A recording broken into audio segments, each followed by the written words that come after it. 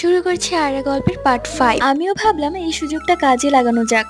যেহেতু জিনটা আমাকে বলছে আমার শখ পূরণ করবে, সেহেতু আমার দু একটা শখ পূরণ করেই নেই। কেননা আমার এই শখগুলোর কথা আমার বাবা মা জানলে হয়তো আমাকে ঝাঁটা মেরে বাড়ি থেকে বের করে দিবে। আমার প্রথম শখ হচ্ছে, আমার ইচ্ছে আমি জীবনে একবার হলেও সিগারেট খাবো। তো তুমি যদি এখন আমাকে একটা সিগারেট ধরিয়ে দিতে পারো তাহলে আমি বুঝবো যে তুমি আমাকে অনেক ভালোবাসো। সারফরাজ জিন বলল, তুমি কি জানো না মেয়েরা সিগারেট খায় না, আর ভুলেও এসব খাবে না, এগুলো কিন্তু তোমার স্বাস্থ্যের জন্য অনেক বেশি ক্ষতিকর। তখন আমি তাকে বললাম, ঠিক আছে, আমার আরেকটা শখ আছে। তখন সারফরাজ বলল, হ্যাঁ হ্যাঁ বলো, তোমার কি শখ আছে? ঠিক আছে, তুমি যদি এখন আমাকে নিউ মডেলের একটা আইফোন দিতে পারো তাহলে আমি বুঝবো যে তুমি সত্যি আমাকে ভালোবাসো। কি মাত্র এটা? ঠিক আছে, কোনো ব্যাপার না, আমি এক্ষুনি তোমার জন্য আইফোন নিয়ে আসছি। চোখের পলক ফেলতে সে এসে হাজির, তার হাতে একটা নতুন মডেলের আইফোন। আইফোনটা দেখে আমার চোখটা চকচক করে উঠলো। বাবার কাছে ফোন চেয়ে আগের বার মার খেয়েছিলাম, এবার তো মেঘ না চাইতেই বৃষ্টি। আমি ফোনটা নিয়ে সেট আপ দিতে ব্যস্ত, খুশিতে যেন একদম ভুলে গেছি সারফরাজের কথা। সারফরাজ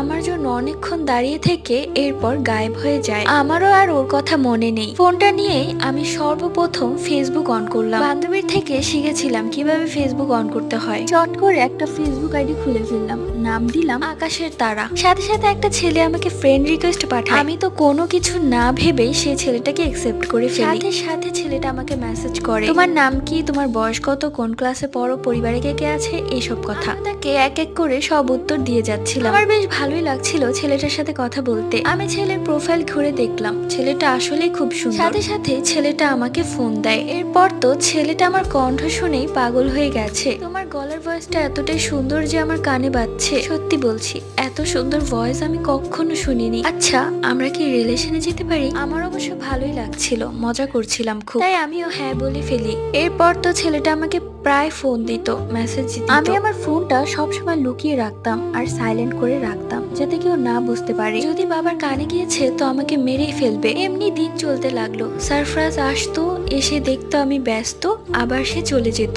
আমাকে জিজ্ঞেস করতো না কার সাথে কথা বলো, আমি আর তাকে পাত্তা দিতাম না। ধুর, মানুষ আর জিনের সাথে কি কখনো বিয়ে হয় নাকি? এমনি কয়েক মাস চলে যায়, আমি ছেলেটার সাথে দেখা পর্যন্ত করে ফেলেছি। ছেলেটার নাম সজীব। মাঝে মাঝেই আমি কলেজ ফাঁকি দিয়ে ছেলেটার সাথে ঘুরতে বের হতাম। একদিন আমরা দুজন পার্কে বসেছিলাম, ঠিক ওই মুহূর্তে বাবা বাস থেকে নামার সময় আমাকে দেখে ফেলে, আর সেখানে গিয়ে আমাকে সবার সামনে একটা চড় মারে বাবা। এরপর বাড়িতে নিয়ে এসে অনেক বকাঝকা করে এবং আমার খাওয়া দাওয়া সব বন্ধ করে ফেলে। তারা আমার থেকে আমার ফোনটা নিয়ে নেয়। তারা ভেবেই নেয় যে সেই ছেলেটা হয়তো আমাকে ফোন দিয়েছে। আমিও ছেলেটার সাথে কথা বলতে না পেরে কেমন যেন পাগলের মতো হয়ে যায়। এরপর সিদ্ধান্ত নিলাম ছেলেটার সাথে পালিয়ে যাব। পরবর্তী গল্প।